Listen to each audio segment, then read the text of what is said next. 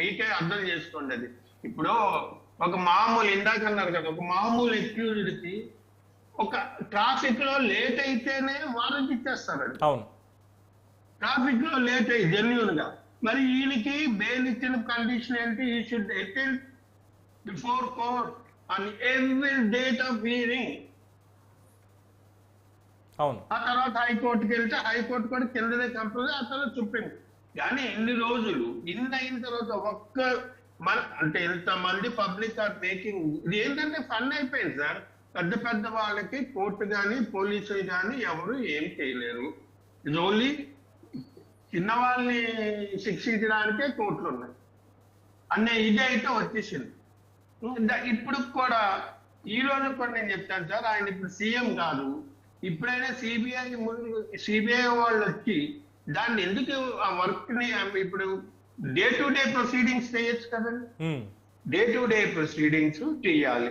ఇంకోటి ఏంటంటే మొన్న సుప్రీంకోర్టు కూడా ఉంది, ఏది మన రఘురామరాజు గారు వేసిన ట్రాన్స్ఫర్ పిటిషన్ లోనే ఇంకో దీంట్లోనే ఏమన్నారంటే జడ్జి గారు, సరే let there be discharge petition, you go with the other procedure. అంటే ఛార్జెస్ ఫ్రేమ్ చేయండి, ఎవిడెన్స్ నడిపించండి, కేసు ముందుకు పోనే ఉంది. రేపు డిశ్చార్జ్ పిటిషన్ మీరు విన్నాక వీళ్ళ మీద ఛార్జెస్ లేవనో ఏదో ఉంటే అప్పుడు we can take action on that. అది కూడా జరగట్లేదు కదండి. ఇంకోటి ఇందాక మన రాజేష్ గారు చెప్పారు, ఐ మీన్ ఆయన very thorough in this cases అనుకుంటా.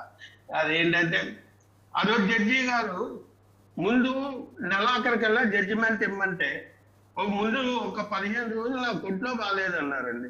ఎవరికైనా బాగోకపోవచ్చు, అదంతా మనకు అనవసరం. కానీ ఆయన వెళ్ళిపోతే ఏమని ఆర్డర్ ఇచ్చారంటే, నేను ఈ రోజు ఆర్డర్ ప్రనౌన్స్ చేయడానికి అవ్వలేదు, కొత్త జడ్జి గారు మళ్ళీ విని ఆర్డర్ ఇవ్వాలని చెప్పారండి. అది జనరల్గా జరుగుతుందో జరగదు. ఈయన ఎందుకు మళ్ళీ మొత్తం వినాలని ఆర్డర్ ఇవ్వాలని? కరెక్ట్.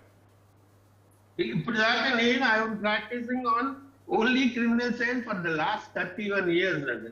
నేను ఎప్పుడు ఇలాంటి వచ్చే జడ్జి మొత్తం విని ఆర్డర్ ఇవ్వాలని వెళ్ళే జడ్జి ఎక్కడైనా చెప్తాడా? ఎలా పాసిబుల్ అసలు? అది 11 ఏళ్ళు అయిపోయింది, రేపు మళ్ళీ ఇంకొక 11 ఏళ్ళు అవ్వదని గ్యారంటీ ఏంటి? అంటే సామాన్యుడికి న్యాయ వ్యవస్థని అండగా ఉన్నామని చెప్పాల్సినటువంటి పాయింట్ లో correct. Union home minister correct గా ఉంటే ఇవన్నీ రిలీజ్ 1.5 years లో తేలుతాయి సార్. ఇక్కడ జైలుకి వెళ్ళడం పాయింట్ కాదు వెంకటేష్ గారు. సార్ ఒక నిమిషం, because I'm associated with one party I'm not suppose to make any comment. But పైన అనుకుంటే ఎంతసేపు సార్ ఇది? పోనీ అది అనుకోవద్దు, జస్ట్ యాజ్ ఇట్ ఈజ్ గా వదిలేయండి. ఇది ఎంత రోజు 1.5 years అవ్వకపోతే అప్పుడు అడగండి సార్. ఓకే, చేయండి. ఇవన్నీ ఏంటంటే ఇన్వాల్వ్మెంట్ ఫ్రమ్ అదర్ ఫోర్స్, అందరూ పైనుంచి అంటే కొన్ని వ్యవస్థలు వీళ్ళు ఇన్ఫ్లుయెన్స్ మీద ఆయనకి ఇలా తప్పించుకుంటున్నాడు. అంటే దాని గురించి ఈవెన్ బెయిల్ క్యాన్సిలేషన్ రోజు మాకుండే ఇంక్లింగ్ 1 day బిఫోర్ ఇది క్యాన్సిల్ అవుద్దని ఆర్డర్ అదర్వైజ్ వచ్చింది. ఎందుకంటే ఆ ముందు రోజు సాక్షి పేపర్ ముందే వేసేస్తాడు. అవును, ఆ పిటిషన్ డిస్మిస్ అయిపోయింది. దాన్ని ఎలాగో కవర్ చేసుకుంటారు సోషల్ మీడియాలో అత్యుత్సాహంతో.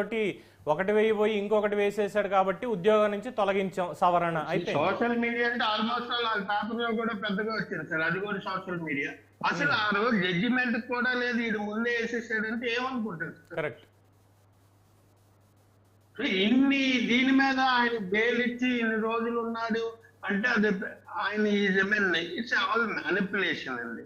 నిజంగా ఆయన సెలబ్రేట్ చేసుకోవాలి. రాజేష్ గారు అన్నట్టు న్యాయ చరిత్రలో, ఇండియాలో న్యాయ చరిత్రలో ఇన్ని రోజులు బెయిల్ మీద ఉన్న వ్యక్తి ఎవరు లేడు. ఇంకో సంగతి చెప్పనా అండి, ఈ 11 cases లో ఉండే హైయెస్ట్ ఛార్జెస్ నాకు తెలిసినంత వరకు 420 కేసులు ఉన్నాయి. Maximum 7 years. 7 ఏళ్ళు శిక్ష పడాల్సిన దాంట్లో 11 ఏళ్ళు విచారణ జరిగితే ఇంకే ఉంది. విచారణ వదిలేదు సార్, ఛార్జెస్ ఫ్రేమ్ అవ్వలేదు. కరెక్ట్. నేరారోపణే జరగలేదు అందులో. ఇంకా సాక్ష్యం ఎప్పుడు రావాలి? ఇది ఇంకా మేము ఆ బెయిల్ పిటిషన్ లో కూడా మెన్షన్ చేసి ఈ వ్యక్తుల్ని ఈ పోస్ట్ ఇచ్చి ఈ రకంగా చేస్తున్నారంటే అది అఫీషియల్ గా చేశారని జడ్జి గారు చెప్పారు.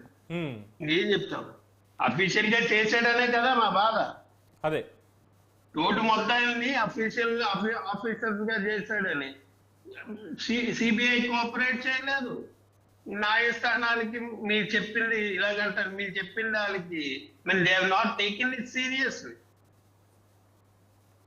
కరెక్ట్. హైకోర్టులోనే అంతే సార్. హైకోర్టులో ఈ నవంబర్ కేస్తే వచ్చే నవంబర్ లో దానికి ఆర్డర్ ఇచ్చారు.